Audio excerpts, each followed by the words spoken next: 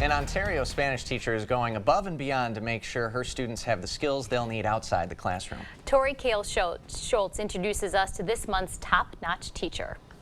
The Norwalk, Ontario Wilton School District has someone special. I teach Spanish.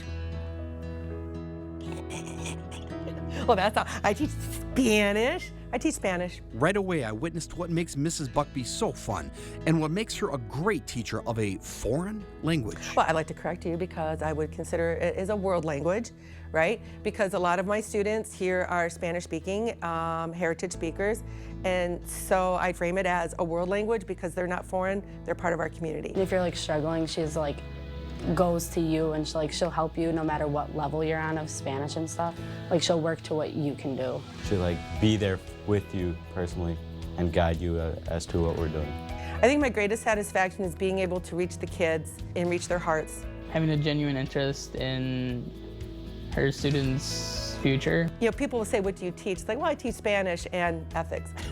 Or I teach Spanish and how to be a decent human being, right? So I feel like that's where I find the greatest reward is when I encourage kids to have the courage to talk to people they've never spoken to before in a language that they're still learning.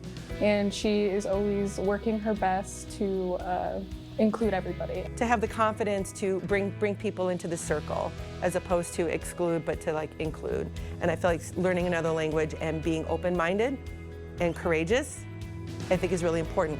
You know, we talk about the content and I feel like the Spanish is the fun part, you know? But I feel like the human part of what we're doing is why we do what we do. Now you know, Denise Buckbee, a top-notch teacher. Wow. And Denise is retiring after this year. She's been in education 30 years. She spent 10 years in Kickapoo and the last 20 in the Norwalk, Ontario Wilton School District. Sounds like a great personality. Denise says she'll miss the kids' voices and laughter, of course, and she's proud of the impact she's leaving on the young people she has taught.